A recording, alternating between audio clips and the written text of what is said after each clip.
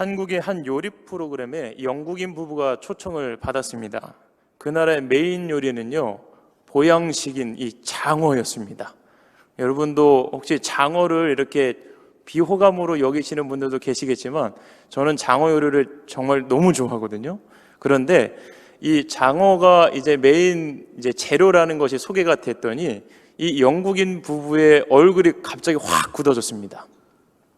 왜냐면요, 영국에서는 이 장어라는 요리가 굉장히 비호감에 극혐하는 그런 재료인 거예요. 알고 보니까 영국에서 예전에 정말 가난할 때, 영국에서도 그렇게 어려운 시간들이 있었지요. 산업혁명 이후에 많은 사람들이 직장을 잃고 이러다가 먹을 것을 구하기 어려우니까 이제 이 혐오 음식인 장어를 어떻게든 먹어야 되는 거죠. 그래서 이것을 젤리 형태로 만들어가지고 이제 가난한 사람들이 먹었던 음식이 장어였습니다. 그 이름을 장어 젤리라고 부르더라고요. 그런데 장어가 메인 재료로 나왔으니까 호감이 가지 않고 얼굴이 찌푸려지는 겁니다. 어떻게 저걸 먹지? 이렇게 얘기를 했던 것이죠. 그런데 다행히 이 영국인 부부가 그 자리를 떠나지는 않고 이제 요리사가 해주는 요리니까 기대를 하면서 그냥 별 기대 없이 그 자리를 떠나지 않고 기다렸던 것입니다. 그런데 한국인이 그 장어를 어떻게 먹죠? 저희는 장어 형태로 먹는 게 아니라 잘 피워놓은 숯불에다가 장어를 착 구워가지고 양념을 발라서 이렇게 먹잖아요. 그렇게 해줘가지고 이 영국인 부부를 대접을 했습니다. 그랬더니 영국인 부부가 그것을 맛보고 어떤 반응을 보였을까요? 놀랐습니다. 영국에서는요, 장어를 가지고 이렇게 요리한다는 걸 생각도 할 수 없었을 뿐더러 장어 젤리라는 음식만 이렇게 인식을 갖고 있으니까 저게 무슨 맛이 있을까 이렇게 생각을 했는데 한국식으로 이렇게 손질을 해가지고 요리를 해서 주니까 너무 맛있는 거예요. 극찬을 했습니다. 이 장어 요리가 이렇게 맛있는 줄 몰랐다 하면서요, 이런 이야기를 했습니다. 영국에서 누구 하나라도 장어를 제대로 요리할 줄 아는 한 사람만 있었다면 내가 생선을 등질 일은 없었을 것이다. 이렇게 얘기했다는 거예요. 저는 이 이야기를 책에서 봤는데요, 이 이야기를 보면서 그런 생각이 들었습니다. 과연 세상 사람들에게 현대의 교회는 어떤 맛으로 여겨질까? 과연 세상 사람들에게 그리스도인은 어떤 사람들로 여겨질까라는 질문이었습니다. 그러면서 이 영국인 남편이 고백한 것을 이렇게 제 스스로 변형을 해봤습니다. 한국에 누구라도 교회가 진짜 어떠한 곳인지를 잘 알려주고 보여주었다면 내가 교회를 등질 일은 없었을 것이다. 한국에서 누구라도 복음을 제대로 증거해주는 사람이 있었다면 내가 예수를 등질 일은 없었을 것이다. 요즘 우리 주변에 있는 믿음의 형제 자매들 중에 교회와 복음, 하나님과 예수 그리스도로부터 멀어진 이들이 많이 있습니다. 또한 세상 사람들은 교회 건물을 아주 거룩한 곳이라 생각함과 동시에 이 거룩하지 못한 그리스도인들의 모습을 불편한 시선으로 바라보고 있습니다. 사랑하는 성도 여러분, 저는 오늘 교회에 대한 우리의 생각을 점검해보고 정말 예수님께서 바라시는 교회의 모습과 우리의 생각이 일치하는지를 돌아보고자 합니다. 세상을 향하여 우리가 보여주어야 할 온전한 교회의 모습이 무엇인지를, 또한 우리가 속해 있는 이 주님의 몸된 교회가 어떤 공동체가 되어가야 하는지를 함께 나누고자 하는 것입니다. 바라기는 우리 모두가 주님이 원하시는 온전한 교회의 아름다움을 세상에 보여줌으로 하나님께 영광 돌리는 복된 공동체가 되기를 주님의 이름으로 축원을 드립니다. 오늘 본문은 예수님께서 세관에 앉아있던 세리 레위를 부르시는 장면입니다. 여기서 세관에 앉아 있었다는 말은 그냥 엉덩이를 대고 앉아 있었다는 말이 아니라 실제로 그 일을 행하는 사람을 지칭하는 것입니다. 레위는 세리였습니다. 로마 정부로부터 세금 징수의 치무를 청구받아서 세금을 걷는 유대인입니다. 이것은 곧 로마의 억압과 착취를 상징하는 그런 직업이었습니다. 다 아실 겁니다. 그러니까 세리를요, 좋게 여기는 사람은 유대인들은 단 한 사람도 없었을 겁니다. 그런데 예수님께서 지금 세리 레위를 제자로 부르시는 것입니다. 그런데 아시죠? 우리가 아는 예수님의 12제자 중에 레위라는 이름을 가진 사람은 없습니다. 그럼 지금 부름을 받은 예수님의 제자 레위는 누구일까요? 마태복음에 보면 이 세리는, 레위라고 불리는 이 세리는 마태입니다. 동일한 일이 마태복음에도 기록되어 있는데 이때는 레위가 아니라 마태라고 기록하고 있습니다. 아마도 그가 세리였던 그때는 레위라는 이름을 가지고 사역하다가 주님을 만나고 제자로 살아가며 이름을 마태라고 바꿨을 것이라 신학자들은 이야기하는 것입니다. 그는 마태입니다. 주님은 지금 세리였던 마태를 부르고 계신 것입니다. 그 당시 창기나 죄인들과 같은 취급을 받아서 법정에도 서지 못하는 그런 존재가 이 세리였습니다. 그런 그를 주님께서 제자로 부르신 것입니다. 그래서일까요? 마태는 자신이 세리였다는 사실을 그대로 기록해 놓고 있습니다. 예수님의 제자 마태 이전의 삶, 그가 세리였음을 그대로 드러내고 기록하고 있다는 것입니다. 자신에게는요, 부끄럽고 수치스러운 과거일 수도 있습니다. 그렇지 않을까요? 예수님의 제자로만 기록되었으면 참 좋겠지만 오늘 마태는요, 자기가 세리였다는 것을 그대로 기록해 놓고 있다는 것입니다. 자신을 부르신 예수 그리스도께서 어떤 일을 불러 사용하셨는지를 이 말씀을 읽는 이로 하여금 깨닫게 하고 있다는 것이죠. 사랑하는 성도 여러분, 주님은 용서받지 못할 죄인을 새로운 피조물로 변화시키시고 하나님의 동역자로 부르시는 분이심을 믿으시길 주님의 이름으로 축원을 드립니다. 주님은 지금 죄인과 같은 세리 마태를 당신의 제자로 부르고 계십니다. 이제 예수님께서 마태의 집에 들어가 함께 식사를 하십니다. 그런데 이때 마태와 예수님 그리고 제자들만 그 집에 들어갔던 것이 아니라 수많은 세리들과 죄인들이 함께 들어와 먹고 마신다 막 기록하고 있습니다. 오늘 말씀의 마가복음 2장 15절에 많은 세리와 죄인들이 예수와 그 제자들과 함께 앉았으니 라고 표현되어 있으니, 이것은 함께 앉아 식사하는 모습을 떠올리게 하는 표현입니다. 이때 이런 모습을 본 바리새인의 서기관들이, 바리새인과 서기관들이 아니라 바리새인의 서기관들입니다. 예수님께서 죄인과 세리들과 함께 자리를 갖는 것을 보시면서 제자들에게 이렇게 질문합니다. 16절이죠. 어찌하여 세리 및 죄인들과 함께 먹는가? 이렇게 물어봅니다. 그 서기관들은요, 바리새파 출신의 서기관들입니다. 이 당시에는 서기관들이 두 종류로 나눴는데요, 바리새파 서기관들, 그 다음에 비바리새파 서기관들이 있었다고 합니다. 그런데 오늘 이 질문을 하는 사람들은 바리새파 출신의 서기관들이었던 것입니다. 그러니까 스스로 하나님께 주신 율법을 누구보다 잘 알고 있고 결례와 금식과 기도와 구제와 이러한 것들, 외적인 경건의 형태를 지킴으로 많은 이들에게 명예와 칭찬받기를 추구하였던 자들입니다. 중심은 없이 겉으로 보여주는 경건함만 추구하다 보니 예수님께서 독사의 자식들아 하셨던 그 무리입니다. 아무튼 이런 바리새파 서기관들이 보기에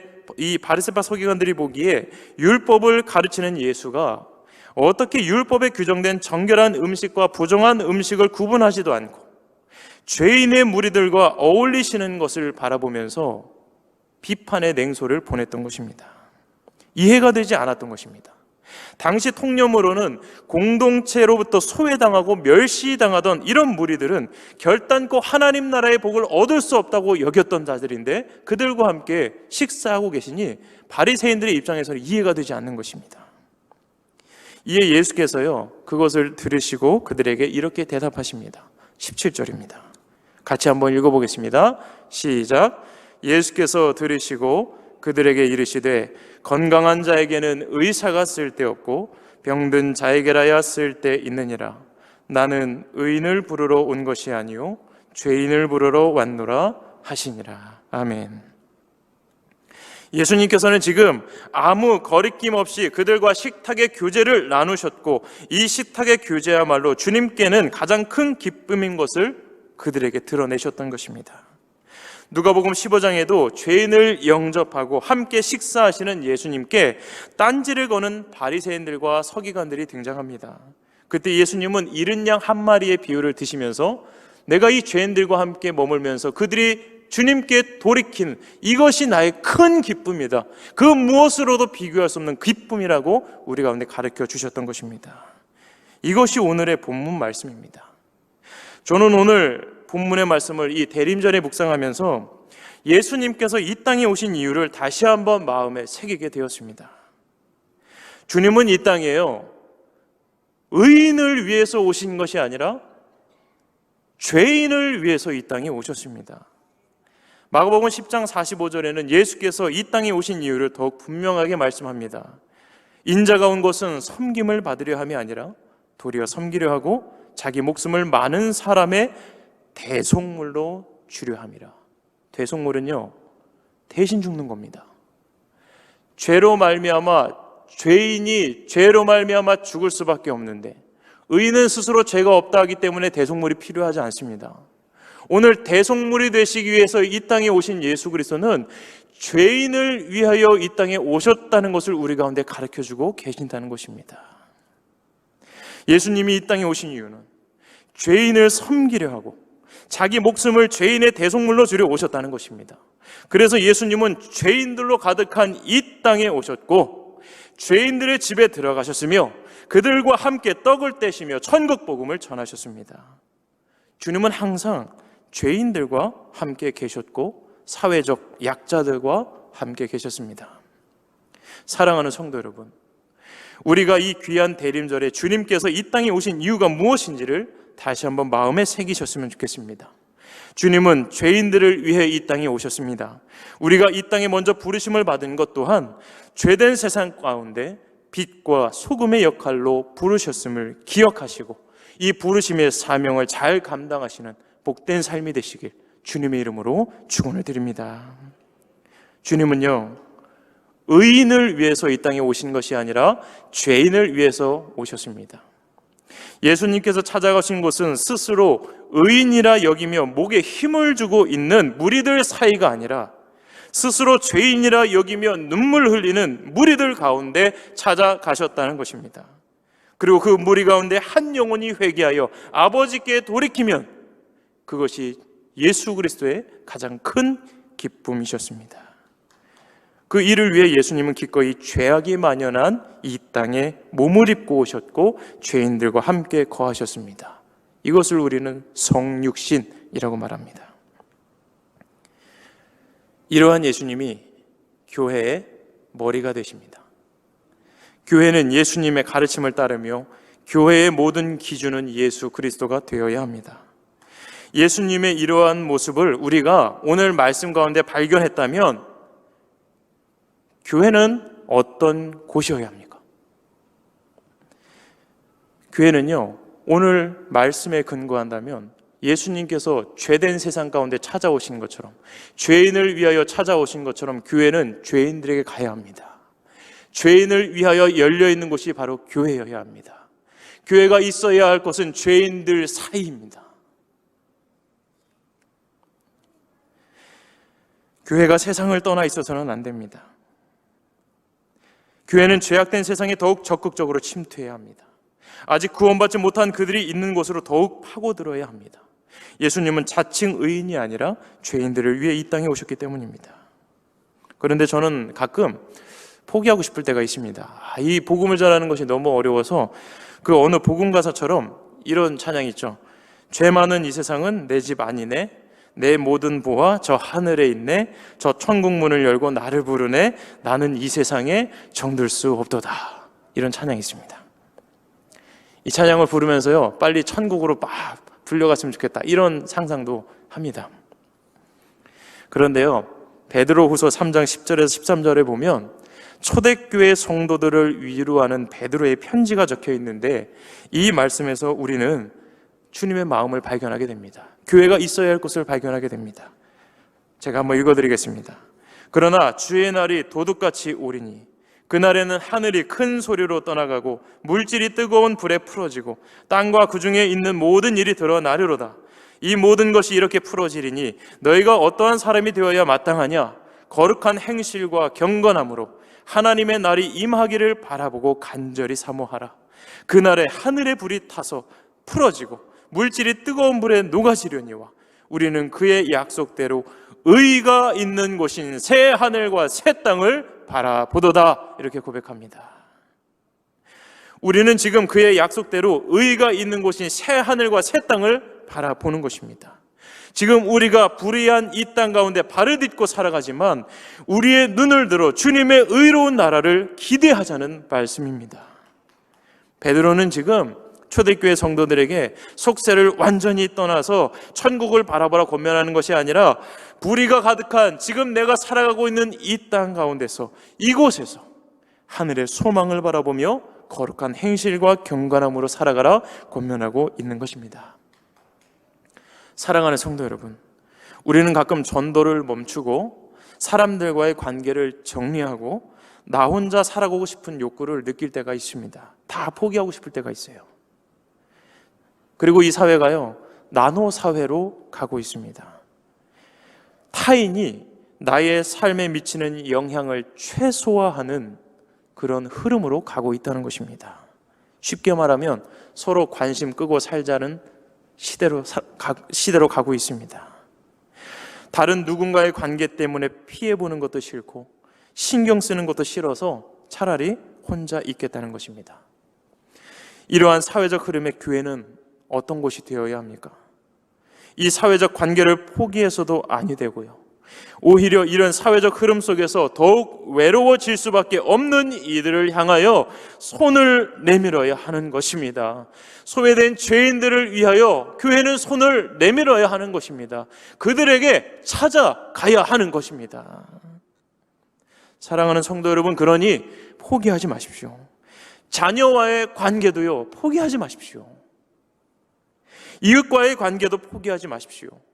친척과의 관계도 포기하지 마십시오. 원수와의 관계도 포기하지 마십시오. 죄인을 위하여 이 땅에 오신 예수 그리스도를 기억하며 우리도 주님을 알지 못하는 자들에게 더욱 다가가는 복된 삶이 되시기를 주님의 이름으로 축원을 드립니다.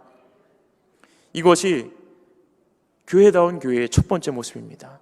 교회는 죄인들을 위한 곳이어야 합니다. 죄인들에게 찾아가는 곳이어야 합니다. 죄인들의 가운데서 빛과 소금의 역할을 감당해야 하는 곳입니다. 그리고 교회를 생각할 때 중요하게 여겨야 할 것이 하나 더 있습니다. 교회는 죄인들의 공동체라는 것입니다. 바로 우리가 죄인이었다는 사실을 기억하는 것입니다. 교회는 본질적으로요, 자신이 죄인이라 고백한 사람들의 모임입니다. 완벽한 존재, 무언가를 잘해서 무언가 가진 것이 많아서 지금 이 자리에 계신 것이 아닙니다. 죄인이었기 때문에 이 자리에 있는 것입니다. 우리 가운데 혹시 나는 죄인이 아닙니다라고 고백하시는 분들 계신가요? 나는 의인입니다. 나는 깨끗한 사람이고요, 나는 아무런 죄가 없습니다라고 고백하시는 분들이 혹시 우리 가운데 있으신가요? 없으실 겁니다.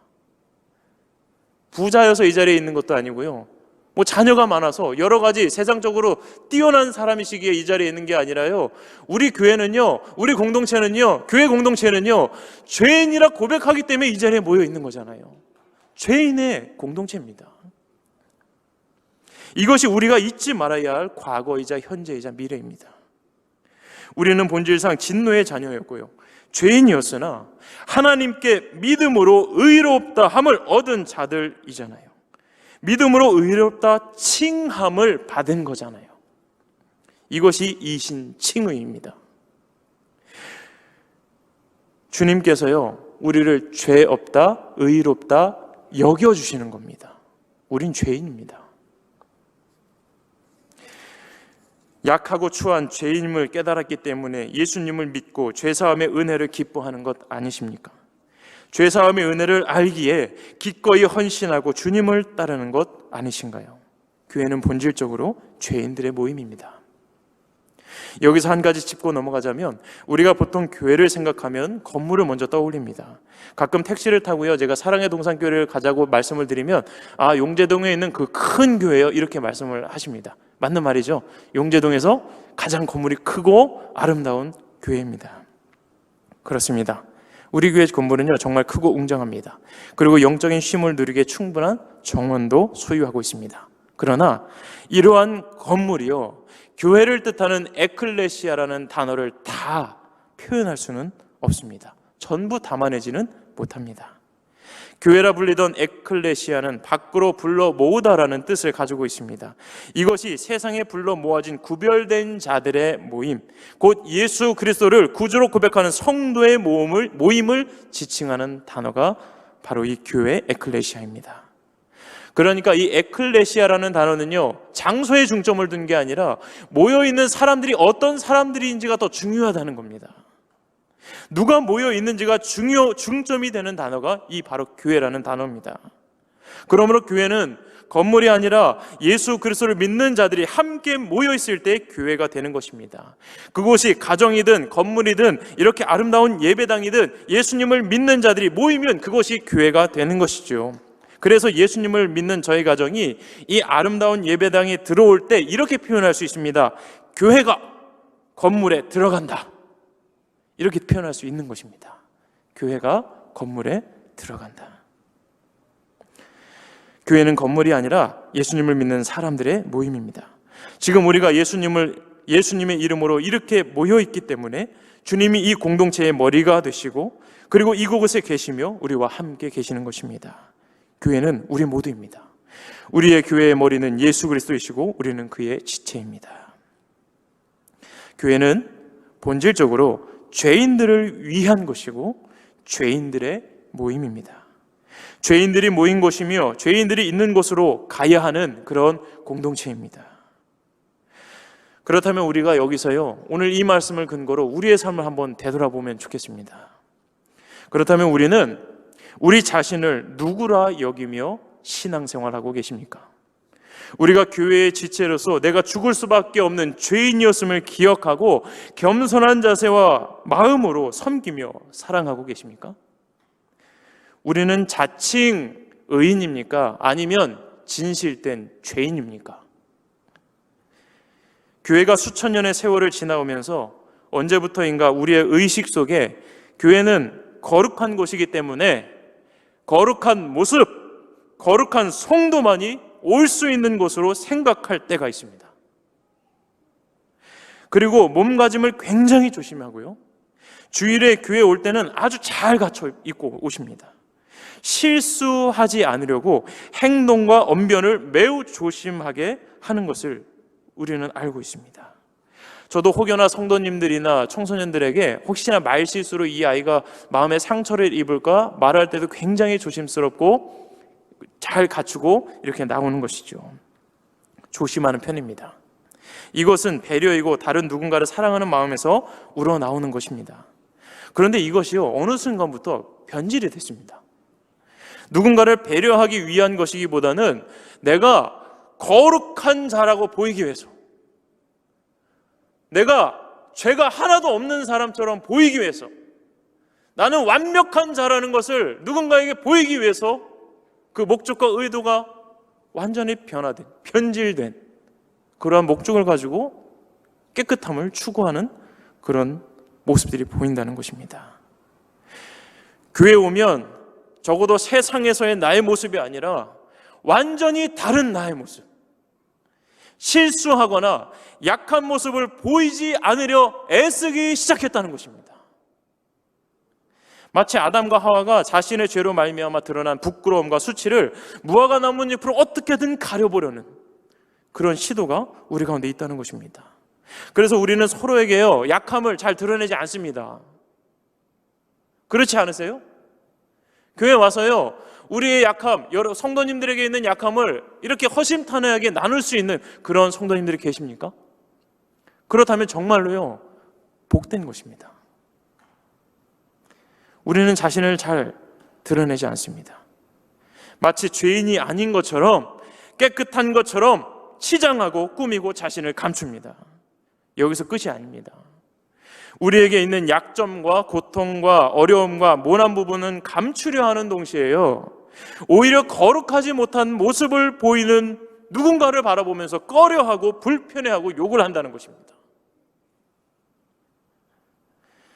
제가 예전에 섬기던 교회에서 있었던 일입니다. 그때도 청소년부를 맡고 섬기고 있었는데, 어느 날 예배를 드리는데 정말 이렇게 노는 친구들이 한 10명이 오는 거예요. 그 당시 청소년부를 섬겼던 부장 선생님께서 영혼구원에 굉장히 이렇게 특출나시고 사랑하는 마음이 굉장히 많으셨던 분인데, 자기 그 센터에 있었던 어떤 친구들한테 우리 교회 가자 꽂아서 이렇게 교회에 온 친구들이 한 10명 정도가 됐습니다. 설교를 하고 있는 중반 정도 되고 이렇게 보고 있었는데, 갑자기 그 딱 모습 보면 알잖아요. 그 잘 노는 친구들이 이렇게 입는, 그들만이 입을 수 있는 옷이 있습니다. 그 겨울이었는데 노스페이스라는 브랜드에 이렇게 점퍼가 있는데 여기가 빨간색이에요. 그거는 일진들만 입을 수 있는 거거든요. 근데 그걸 입고 친구들이 한 10명이 두루루 들어오는 거예요. 그런데 그 당시에 예배당 크기가 저희 아가페실보다 비슷한 그런 상황이었는데, 제가 본 앞에서 이렇게 냄새를 맡으려고 맡은 게 아닌데 어디선가 술 냄새하고 담배 냄새가 이렇게 흘러오는 겁니다. 저 뒤에 애들이 앉아있는데 술 냄새와 담배 냄새가 강단 앞까지 이렇게 흘러오는 거예요. 그래서 이제 낌새가 있었죠. 와, 쟤네들은 도대체 어떤 아이들인가? 어떻게 온 것인가 여기에? 이런 생각을 막 하게 됐습니다. 알고 보니까 부장 선생님이 데려오신 거예요. 복음을 전하고 싶으셔서. 정말 초짜 전도사였기 때문에 쟤네들을 어떻게 해야 되지? 막 이렇게 당황스러움도 솔직히 있더라고요. 그런데 그 친구들이 교회에 왔습니다. 4주를 약속하고 나왔대요. 부장 선생님이 4주 나오면 맛있는 거 사주겠다 했기 때문에 4주를 나오겠다. 그래서 그러면 내가 4주만 복음을 잘 전하고 보내면 되겠구나, 이런 생각을 했습니다. 그런데 이 아이들이요, 4주를 나오고 나서 5주를 나오고 6주를 나오고 이렇게 계속 나오는 거예요. 근데 감사하긴 한데 문제가 발생하는 겁니다. 성도님들께서 저를 찾아오시는 거예요. 목사님, 전도사님, 그때는 전도사였으니까요. 전도사님, 그 친구들 교회 안 나오면 안 됩니까? 왜냐하면 지금 잘 크고 있는 우리의 자녀들이 혹시 그 친구들에게 물들까 봐 걱정이 됩니다. 그러니까 나오지 않게 해주세요. 이렇게 얘기를 하시는 거예요. 어떻게 대답했을까요? 안 된다 그랬죠. 저런 애들이 나와야 된다고. 교회는요, 깨끗한 사람들이 오는 데가 아니라 저런 친구들이 나와서 예수 믿고 변화받아서 하나님의 종으로 살아가는, 하나님의 자녀로 살아가는 그러한 일들을 감당하는 교회이기 때문에 저는 나오지 말라고 말할 수 없다, 이렇게 말씀을 드렸습니다. 교회는요, 죄인들의 모임이고 죄인들을 위한 공동체입니다. 참 감사하게도 그 날라리 친구들의 모습이나 행동이 크게 변화되는 모습은 없었지만, 시간이 지나면서 예수님에 대해서 알아가고 그들도 믿음이라는 것을 조금씩 갖기 시작했습니다. 여전히 노랑머리에다가 슬리퍼를 신고 술도 먹고 이런 상황이 계속 되었지만, 예수님에 대해 계속 이야기해주고, 얘네들이 밤에 찾아오거든요. 그러면 밤에 잠 안 자고 그냥 이런저런 얘기를 막 듣다가 예수님 얘기를 또 해주는 거예요. 그래도 널 사랑해 그러다 잠들고 막 이랬단 말이죠. 그래서 작은 믿음을 가졌고, 그들 중에 한 친구, 보현이라는 친구가 돌이켜서 주님의 자녀가 되고 지금도 온전한 삶을 살고 있습니다. 초대교회는 어땠을까요? 여러 사람들이 존재했습니다. 예수님을 따르던 제자들도 있었고, 그들에게 가르침을 받아 예수를 믿게 된 사람들도 있었고, 새로 유입되어 들어온 수많은 사람들이 있었습니다. 그들은 모두 믿음의 분량이 모두 달랐습니다. 로마서 12장 3절입니다. 내게 주신 은혜로 말미암아 너희 각 사람에게 말하노니 마땅히 생각할 그 이생의 생각을 품지 말고 오직 하나님께서 각 사람에게 나누어 주신 믿음의 분량대로 지혜롭게 생각하라. 모두 믿음을 가졌습니다. 그런데 그 믿음의 분량이 다르고 동일한 말씀을 들어도 순종의 모습은 다를 수 있었습니다. 그런데요, 우리는 누군가의 믿음을 판단하면서 내가 생각한 만큼의 기준에 미치지 못하면 믿음 없는 자라고 여길 때가 있습니다. 그리고 수군거립니다. 이것이 정말 교회의 모습일까요? 우리는 우리의 모난 부분은 드러내지 않게 잘 포장하여 감추고 오히려 내 눈에 모난 사람들을 비판하고 수근거리는 모습이, 이러한 모습이 정말 교회의 온전한 모습일까요? 초대교회로 모였던 성도들은 사회적 지위와 출신도 달랐습니다. 누군가는 헬라인이었고 누군가는 유대인이었으며 누군가는 세리였고 누군가는 어부였습니다. 누군가는 가정이 있었고 누군가는 혼자였습니다. 누군가는 가난했고 누군가는 부자였습니다. 교회에 오는 모든 사람들의 모습이 다 달랐습니다. 그런데 그러한 다름이 교회 안에서 약점이 되고 그것을 이야기거리로 삼는다면 과연 그것이 주님이 원하시는 모습일까요? 우리가 교회로 모였을 때 기억해야 할 것은요, 단 하나입니다. 출신도 직분도 직업도 아니라 우리 모두가 죄인이라는 이 사실을 기억하며 모여야 하는 것입니다. 힘없고 연약하여 죄로 말미암아 죽을 수밖에 없는 죄인이라는 이 사실 하나입니다. 이것이 우리가 교회로 모였을 때 잊지 말아야 할 정체성이자 우리가 집중해야 할 하나의 공통점인 것입니다. 왜냐하면 주님은 죄인의 무리 가운데 찾아오셔서 그들을 회복하시기 때문입니다. 그들은 모두 죄인이었다는 사실입니다. 교회는 죄인들이 모여 있는 곳입니다. 스스로 죄 있는 자들이라 고백했던 자들입니다. 반대로요, 자신을 스스로 의롭다, 거룩하다, 깨끗하다 여겼던 바리새인들과 사두개인들은 어떠했습니까? 오늘 말씀에도 보니까 그 집회와 연회에 참여하지 못하고 교회 밖에 있었습니다. 주님이 계신 그 자리에 먹고 마시지 않았습니다. 주님 안에서 누리는 기쁨의 축제에 참여하지 못하고 있었다는 것입니다. 주님은 어디 계셨습니까? 의롭다는 바리새인들과 함께 계셨습니까? 아니면 스스로 죄인이라 여기고 참여하는 그들 가운데 계셨습니까? 주님은 스스로 의인이라 여겼던 그들이 아니라 스스로 죄인이라 여겼던 그들 가운데 계셨습니다. 주님은 의인이 아니라 죄인을 위하여 이 땅에 오셨습니다. 여기 십자가가 걸려 있습니다. 왜 교회의 중앙에 십자가가 걸려 있습니까? 의인을 위한 십자가 아니잖아요. 죽을 수밖에 없는 죄인을 위해 죽으신 예수 그리스도시잖아요. 교회가 온전한 교회가 되어가는 시작점은 내가 죄인이라고 고백하는 그 고백에서 시작합니다. 의로운 자가 아니라 추악한 죄인이라는 진실된 고백에서 시작됩니다. 주님은 그곳에 계십니다. 그런데 문제는 언제부터인가, 어느 순간부터인가 교회가 이런 죄인됨을 인정하는 것에서 멀어져서 자신을 죄 없는 깨끗한 의인처럼 보이기 위해 애쓰고 있다는 것입니다. 위에서 언급했듯이 나는 죄 없고 티 한 점 없는 사람이다라는 것을 보여주려고 하는 듯한 분위기가 있다는 것입니다. 제가 우리 사랑의 동산교회에 청소년부를 맡고 부임하던 첫 해에 청소년부 예배를 드리고 솔직하게 느꼈던 점은 친구들이 굉장히 조용하다는 것이었습니다. 말을 안 합니다. 그래도 조금씩 자신을 드러내는 친구가 있다고 느꼈던 것이 사역을 시작하고 3년이 지나서였습니다.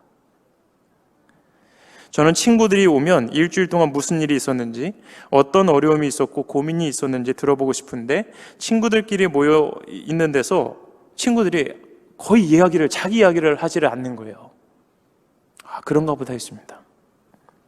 그런데 제가 너무 놀란 게 있었습니다.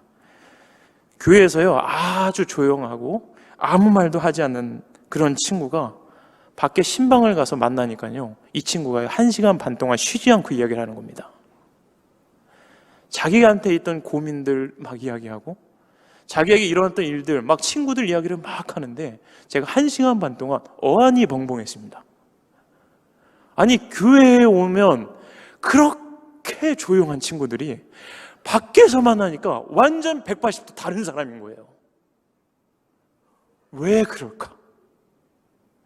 교회만 오면요, 아이들이 굉장히 소극적이 되고 말 한마디도 하지 않는 그 친구들이요, 밖에서는요 부반장, 반장 혹은 막 어떤 발표회, 대회에 나가서 정말 적극적으로 하고 막 이렇게 하는 거예요. 말도 잘하고 자기의 생각도 있고, 그래서 굉장히 놀라웠습니다. 그런데 왜 교회에만 들어오면 조용해질까? 그러다가 어느 친구와 텐트에서 이야기를 나누면서 제가 느꼈던 것, 이런 것들을 솔직하게 이렇게 나눌 수 있는 기회가 있었습니다. 그래서 누구누구야, 목사님이 진짜 궁금한 게 있는데 왜 친구들이 밖에서는 이야기도 잘하고 활발한데 교회만 오면 이렇게 벙어리가 될까? 이렇게 물어봤습니다. 그런데 그 친구가 이렇게 대답하는 거예요. 목사님, 교회는 거룩한 곳이기 때문에 실수하면 안 된다는 생각이 들어요. 이렇게 고백하는 거예요. 완벽한 모습을 보여야 해요. 실수하면 안 돼요. 그래서 말도 잘 안 하게 되고, 그렇다 보니까 별로 친하지 않아서 친구들이 있는 데서는 잘 이야기를 못 하겠어요. 이렇게 고백하는 겁니다. 성도님들께서 들으실 때는 어떠하신가요? 친구의 고백이 공감이 되시나요? 저는 망치로요, 머리 한 대 탁 정말 맞은 것 같았습니다. 그러니까 친구들이 교회 올 때요, 어떤 마음가짐으로 교회 오냐면, 오늘 조심해야지, 실수하면 안 돼, 거룩한 곳이니까. 그러니 얼마나 조심스럽겠어요. 기대감과 사랑이 아니라 조바심을 갖고 교회 오는 겁니다. 오늘도 나는 조심해야지, 조용해야지. 제게도 비슷한 경험이 있습니다. 저도 청소년 시절에 제 자신을 잘 드러내지 않았습니다. 목회자의 아들이기 때문입니다. 목회자의 자녀이기 때문에 항상 거룩해 보여야 한다는 그런 압박감이 있었어요. 제가 실수를 하면 온 교인이 다 압니다. 그러니까 스스로 얼마나 조심했겠습니까? 교회는 말이 많이 도는 곳이구나, 실수하면 안 되는 곳이구나, 아버지의 이름에 먹칠을 하는 것이구나. 그래서 교회 안에서는 조용하고 숫기 없는 아이였습니다.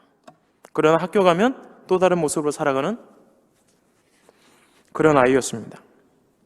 그래서 그 친구의 말에 너무 공감이 가는 거예요. 그래서 말을 하지 않고 친구들이 수동적으로 되었구나. 우리 젊은 친구들에게 성도님들과 제가 보여준 교회의 모습은 무엇입니까?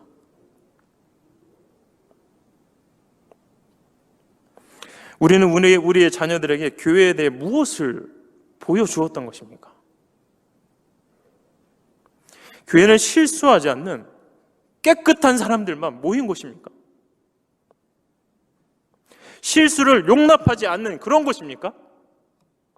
실수하면 그 약점이 되는 그런 곳입니까?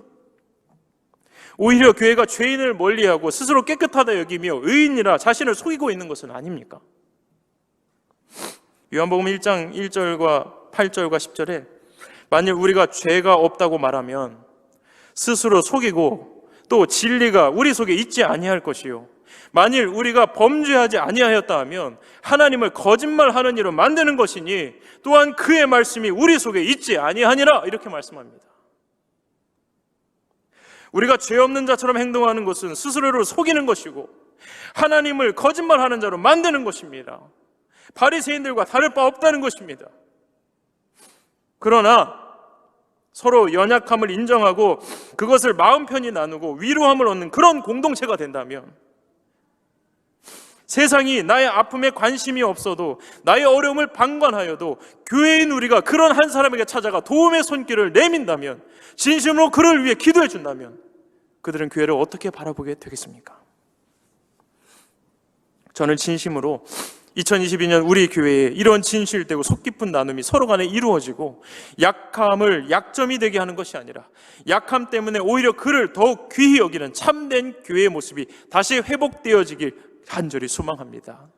우리의 다음 세대와 자녀들에게 교회가 실수하면 안 되는 곳, 혼나는 곳, 흠을 드러내서는 안 되는 곳으로 여겨지는 것이 아니라 약함까지도 품어내는 진짜 예수님을 담은 공동체구나, 이렇게 고백할 수 있는 그런 교회가 되었으면 좋겠습니다. 말씀을 마치겠습니다. 저는 오늘 이 말씀을 읽고 마치려 합니다. 고린도전서 12장 22절부터 25절까지입니다. 그뿐 아니라 더 약하게 보이는 몸의 지체가 도리어 요긴하고 우리가 몸에 덜 귀히 여기는 그것들을 더욱 귀한 것들로 입혀주며 우리의 아름답지 못한 지체는 더욱 아름다운 것을 얻느니라. 그런즉 우리의 아름다운 지체는 그럴 필요가 없느니라. 오직 하나님이 몸을 고르게 하여 부족한 지체에게 귀중함을 더하사 몸 가운데 분쟁이 없게 하고 오직 여러 지체가 서로 같이 돌보게 하셨느니라. 주님은 죄인을 위하여 이 땅에 오셨습니다. 우리가 우리의 약함을 감추시고 오히려 힘주시기 위해 오셨습니다. 교회는 내가 의롭다는 것을 드러내기 이전에 서로가 죄인임을 인정하고 서로의 약함을 돌아보아 주는 것에서 시작됩니다. 그래서 많은 지체가 있지만 더욱 약하고 쓸모없어 보이는 그가 더 소중한 자라고 가르쳐주고 계신 것입니다. 우리는 주님의 이러한 가르침을 마음에 새겨야 합니다. 이것이 교회입니다. 교회는 약한 자들이 오는 곳이며 죄인들이 오는 곳입니다. 죄인들의 공동체이며 죄인들을 위한 공동체입니다. 그래서 저는 교회는 흠이 없는 게 아니라 흠이 있지만 그 흠이 잘 메꾸어진 흔적이 많은 그런 교회가 되었으면 좋겠습니다. 자신의 약함을 감추기에 애를 쓰는 게 아니라 서로의 약함을 고백하고 인정하고 서로를 위해 중보하는 진짜 참된 교회, 서로의 흠을 메꾸어주는 교회, 이런 흠의 흔적이라면, 이런 흠이라도 그 흠이 채워진 흔적을 세상 가운데 보여준다면 그들이 교회를 바라보면서 아, 저것이 정말 교회구나 라고 여기지 않겠습니까? 자랑스럽게 보여줄 수 있지 않을까요? 교회는 흠이 없는 것이 아니라 흠이 있는 자가 와서 그 흠이 메꾸어져 나가는 곳입니다. 상처가 아예 없는 완벽한 자들이 오는 것이 아니라 상처가 나서 이 땅에 이 교회에 왔지만 그 상처가 완전히 아물어서 상흔을 가진 사람들이 모여 있는 곳입니다. 피 흘리는 상처가 잘 아물어 아름다운 상흔으로 남는 것이 되어야 합니다. 우리 교회가 그런 공동체가 되길 간절히 소망합니다. 또한 이것을 통해 끝내 믿음을 지켜내어 주님 오시는 그날에 함께 천국에 가는 복된 성도님들 되시기를 주님의 이름으로 축원을 드립니다. 우리 함께 기도하겠습니다. 주님, 우리 교회가 상처를 감추는 교회가 아니라 상처를 드러내되 그 상처를 서로가 잘 보살펴 아름다운 상흔을 남기는 교회가 되게 하옵소서. 그 상흔을 자랑하는 교회가 되게 하여 주옵소서라고 기도해 주시고, 우리의 자녀들이 주님의 몸된 교회 안에서 온전한 교회, 약함이 약점이 아니라 그 약점까지도 이해하고 서로를 돌보는 사랑 공동체임을 경험할 수 있도록 하나님 은혜를 베풀어 주세요. 교회를 오해하지 않게 해주세요. 우리의 잘못된 행실로 말미암아 우리의 다음 세대가 교회를 오해하지 않도록 하나님, 우리를 도와주세요. 우리를 긍휼히 여겨주세요. 내가 죄인임을 고백합니다. 우리는 약합니다. 주님, 우리를 도와주세요라고 기도하는 이 시간 되었으면 좋겠습니다. 우리 함께 기도하며 나가겠습니다. 하나님 아버지, 감사를 드립니다. 하나님 아버지, 오늘 우리가 주님 앞에 큰 죄인임을 잊고 하나님, 우리가 의롭다, 깨끗하다 하나님 아버지 스스로 여기며 목을 뻣뻣이 세웠다면 주님, 우리를 용서하여 주시옵소서. 하나님 아버지, 우리가 교회로 불러주심에 감사를 드립니다. 주님의 몸으로 불러주심에 감사를 드립니다. 하나님, 우리가 이 자리에 올 때마다 하나님, 우리 예배당에 있는 저 십자가를 볼 때마다 하나님, 내가 죄인임을 또한 죄인이었음을 다 주님 앞에 고백하며 겸손하게 무릎 꿇는 주님의 자녀 되게 하여 주시옵소서. 하나님, 죄인들 가운데 임하셨던 예수 그리스도를 기억하게 하여 주시옵소서. 죄인을 찾아오셔서 회복시키시며 하나님의 자녀 삼아주셨던 하나님 예수 그리스도를 기억하게 하여 주시옵소서. 하나님, 우리가 스스로 의롭다 하는 그 교만을 벗어버리고 하나님, 우리가 죄인임을 다시 한번 고백하고 내가 죄인입니다 주님, 나를 용서하여 주세요. 내가 내세울 것이 없습니다 주님, 나를 용서하여 주세요. 오직 나의 자랑은 예수 그리스도 한 분뿐이십니다라는 하나님 아버지, 그 고백이 우리 안에 다시 한번 회복되어지게 하여 주시옵소서. 하나님 아버지, 우리의 교회가 그런 교회가 되기를 간절히 소망합니다. 하나님, 우리의 약함을 가리우기 위해서 치장하는 것이 아니라 하나님, 우리 안의 약함을 우리가 드러내놓으며 우리의 부족함을 드러내놓으며 하나님, 그것을 서로 보완하며 서로를 섬김으로 말미암아 하나님의 몸을 이어주어가는 그러한 우리 교회가 되게 하여 주시옵소서. 온전한 나눔이 우리 가운데 이루어지게 하여 주시옵소서. 하나님, 약함을 약점으로 하나님 이용하는 것이 아니라 하나님, 그 약함을 더욱더 귀하게 여기게 하여 주시고 보호하게 하여 주시며 하나님, 약함이 우리의 강함 될 수 있도록 하나님, 서로를 보완하며 사랑하며 섬기는 복된 공동체로 세워져 가게 하여 주시옵소서. 주셔서 하나님, 이 땅에 수많은 교회들이 이 본질을 잃고 있으나 우리의 교회가 다시 한번 깨어 하나님이 예수 그리스도의 원하시는 뜻, 예수님이 원하시는 교회, 예수님이 원하시는 몸을 만들어가게 하여 주시옵소서. 하나님 아버지, 우리의 자녀들이 온전한 교회의 모습을 보기를 원합니다. 우리가 주님 본이 되기를 원합니다. 하나님이 원하시는 이 땅에 교회를 세우신 목적, 이 땅에 교회가 존재하는 목적을 하나님 그들에게 진짜로 보여주기를 원합니다. 하나님 아버지, 우리의 잘못된 행실로 말미암아 오해하고 있는 것들이 있다면 풀어지게 하시고, 하나님 우리가 이제로도 우리의 행실로 말미암아 하나님 교회가 진정 무엇인지를 사랑으로 섬김이 보여주는 공동체 되게 하여 주시옵소서. 그들의 입술이 열리게 하여 주시옵소서. 하나님 아버지, 온전한 나눔이 이루어지게 하여 주시옵소서. 하나님 아버지, 오늘 이 세대를 본받지 아니하며 하나님 오직 주님의 말씀에 순종하며 주님의 말씀을 우리의 기준으로 삼아 그 기준을 이루어가는 복된 삶을 살아가게 하여 주시옵소서. 우리는 할 수 없습니다. 죄인입니다. 주님, 우리 안에 오셔서 성령께서 우리를 주장하시고 인도하여 주시옵소서. 주님, 인도하여 주세요. 하나님, 우리가 오랜 신앙생활로 인해 본질을 잃어버릴 때가 있습니다. 좋은 마음으로 시작했던 것들이 남을 죄인 취급하며 비판하며 손가락질하는 바리새인들의 모습으로 드러날 때도 있습니다. 주님, 이러한 우리의 약함과 교만을 용서하여 주시옵소서. 이제 우리 안에 온전한 교회의 모습이 회복되어지길 간절히 소망합니다.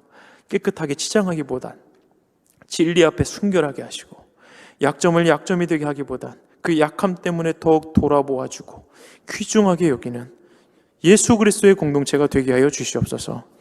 교회가 주님의 뜻과 생각을 온전히 드러내는 빛과 소금의 역할을 감당하기 원합니다. 우리 안에 흠이 없기보다 메꾸어진 흠의 흔적이 많은 그런 교회가 되게 하여 주시옵소서. 감사드리며 예수님의 이름으로 기도드립니다. 아멘.